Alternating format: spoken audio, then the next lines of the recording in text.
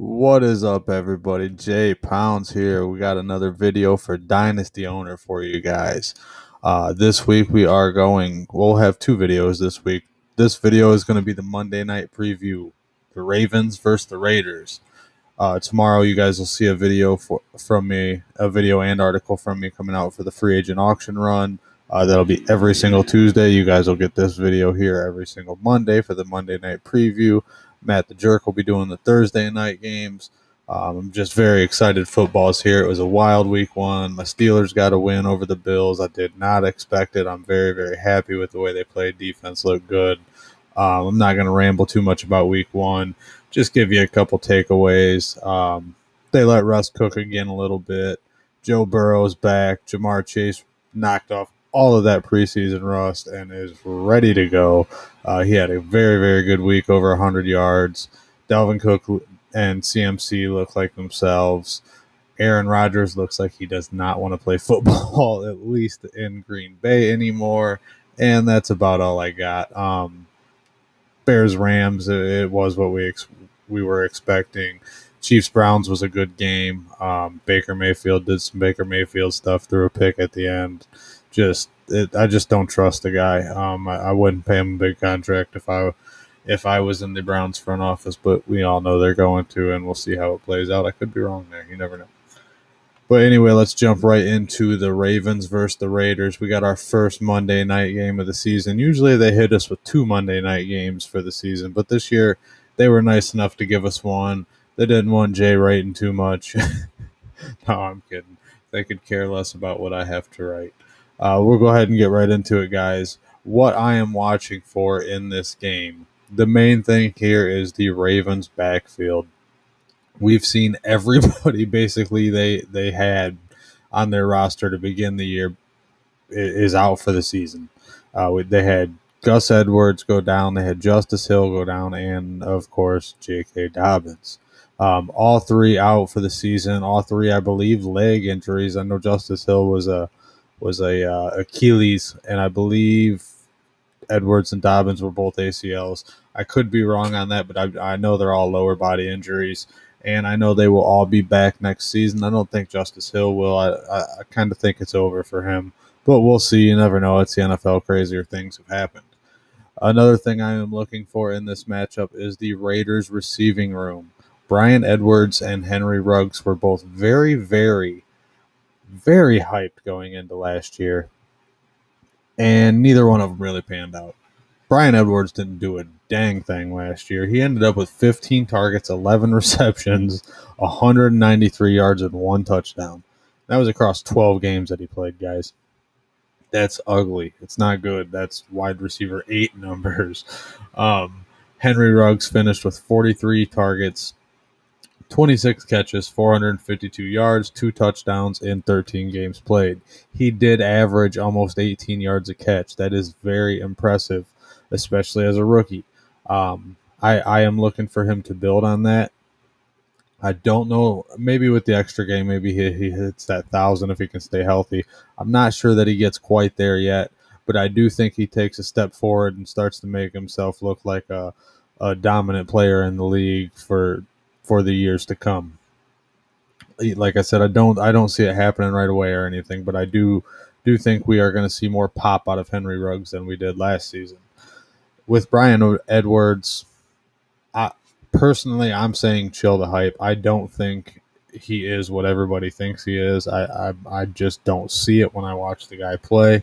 Then again, I am not a scout. I don't know for sure, but I just don't see it. My eyes don't see it.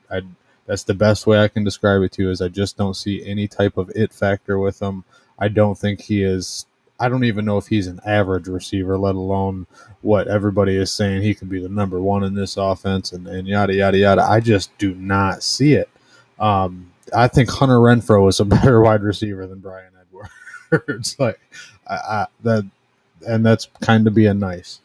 No, I'm that might be a little exaggerated, but honestly, I will not be surprised if Hunter Renfrow's numbers are better than Bryan Edwards at the end of the season.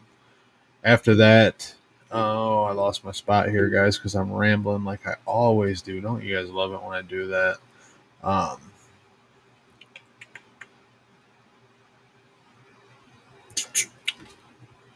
I'm lost here, fellas. That's all right. We'll go ahead and we'll come back to that one later if I remember. Oh, the other thing I'm looking for, I remembered, you guys. See how that works. The other thing I remember just now was I am interested to see how Josh Jacobs plays if he is on the field. Right now, he is scheduled to be out. He came back from his toe injury, but now he's out with an illness. He must be vaccinated, otherwise he would be on the COVID protocol by now. I would imagine, but so I'm assuming as long as he can tough it out and he's not deathly ill or anything like that. I'd imagine these NFL players are tough. I'm thinking we are going to see him on the field. I took the gamble in my own personal team, and I hope it pays off. If not, watch out for Kenyon Drake. All right, guys, we got Jay's Monday night predictions. The final score, I am going to go with Baltimore 31, Las Vegas. I almost said Oakland there. Las Vegas Raiders 21. My over-under projections here, I'm going to go by position, not by team. Position, not by team. The over-under projections, we got quarterbacks, Lamar Jackson. He is projected to get 27.8 points tomorrow. I have him smashing that over.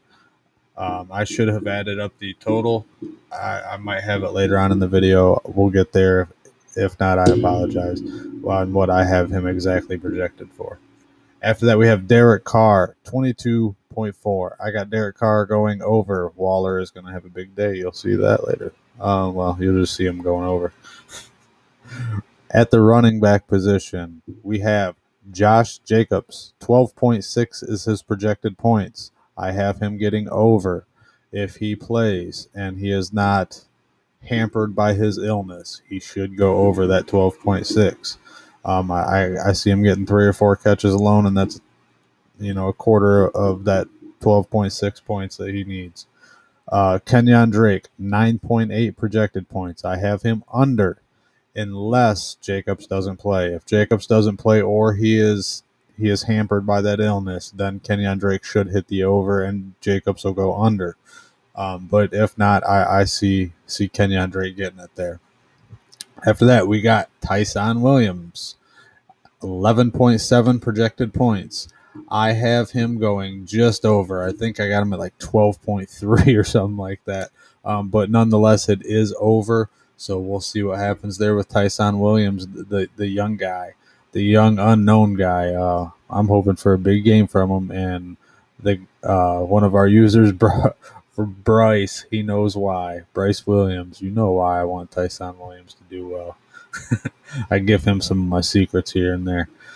No, they're not really secrets. It's just football talk. But if Tyson Williams has a good game, his value goes up. It's not rocket science.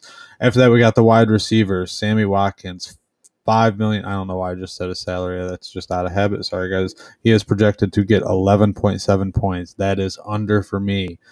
He hasn't really been around all training camp or preseason, and I expect him to start a little slow. Hollywood Brown, 13.8 projected points. I got him going. Under. I thought I said over. Sorry, I have him under. Not by much, but it is under. I think he's probably going to be the leading receiver, not pass catcher, receiver.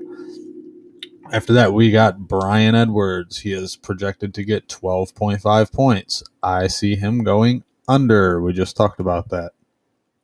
After that, we have Henry Ruggs, 11.1 projected points.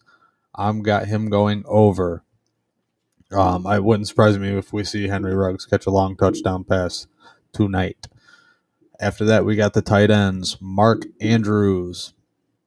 He is projected for 14.5 points. I have him going over. I think Lamar Jackson and Mark Andrews are going to get back to where they were 2 years ago. They weren't horrible last year or anything, but I think we see them kind of emerge back into the superstars we thought they were going to be.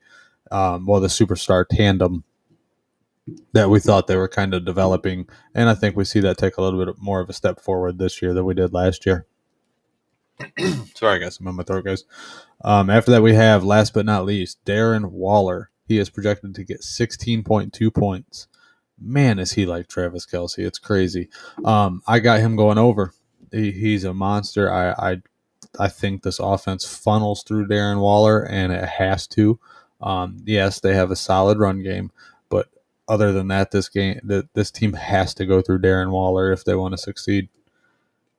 All right, guys, after that, I am pretty excited about this part of the video, and I'm sorry these are going to be a little bit shorter. I rambled a little bit today.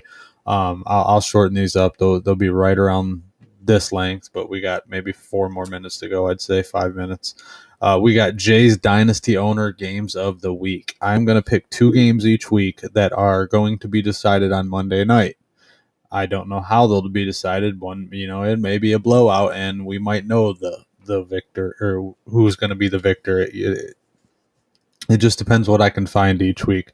This week, I got 2 real good games for you. The first game, we got Packer Hater versus Herbie Fully Loaded. The Packer Hater is up right now by 5 points, 135.4 to 130. Packer Hater 135, Herbie Fully Loaded 130.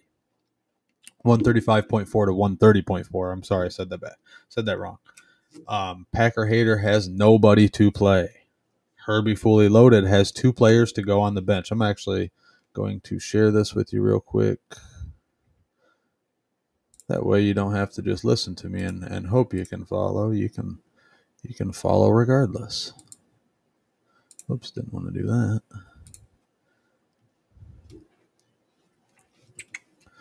Alrighty. Oh no. Why is it doing that? There we go. All right. Packer Hater 135.4, Herbie Fully Loaded 130.4. As you see, Herbie Fully Loaded has 2 players to go, Bryan Edwards and Kenyon Drake. They are both on his bench, so he is going to need. Remember, the bench only gets 25% of your score, or of the player's total score. So if Bryan Edwards gets 4 points, Herbie Fully Loaded is going to get 1 point credited to his total final score. So that being said, he is up by 5. 5 times 4 is 20. He needs 20 points out of these 2 players to get a dead even tie. I don't see it happening. I think he's going to fall just short. That being said, if Josh Jacobs does not play, Herbie Fully Loaded is going to win this game. And he's going to win this game on bench points. And I want you guys to pay attention to that, because bench points, I have been saying it, Steve has been saying it, Tim has been saying it, and Matt the Jerk has been saying it. Bench points are important. It's only 25% of your game. But how many times in your fantasy football playing careers have you won a game on 25% or on by 4, 5, 6, 7, 8 points? And right here we see he's down 5, and it's a realistic shot to win. If he had a little bit deeper of a lineup here, maybe he's got a little bit, somebody a little bit more sure of a thing than Bryan Edwards and Kenyon Drake there, then he's in business, But right now it's going to be a squeaker. If he's going to win it, you got to squeak this one out. Good luck, both of you. Good luck, Packer Hater. Good luck, Herbie Fully Loaded. We'll see what happens. I'll try to revisit this next week and just give you guys the winner. But as of now, I got Packer Hater winning by the slightest of margins. After that, we got game number 2, the last game of the week, the game of the week. We got, I don't know how to say your name, I'm sorry, KRALJ_S Mecca versus Perkalicious. I'm just going to call you S Mecca, and you're going to be Perkalicious because that's who you are. S Mecca, it has 87.9 points. He has 2 players remaining, Lamar Jackson and Mark Andrews. We just talked about them. Perkalicious has 128.6 points remaining, or he has 128 6 points on the week. He has 1 player to go on the bench, Kenyon Drake. In this matchup, I have S Mecca winning. I think Jackson is going to have a night, as I mentioned before, and I feel like Mark Andrews is going to have a very good night. Other than that, guys, I got S Mecca winning. Congrats on S Mecca, Perkalicious, Herbie Fully Loaded, and Packer Hater for making it into the Dynasty Owner Games of the Week this week, guys. If you guys are in this position Sunday night next week, message me on Twitter at JPoundsNFL, and I will put your game in my article and video.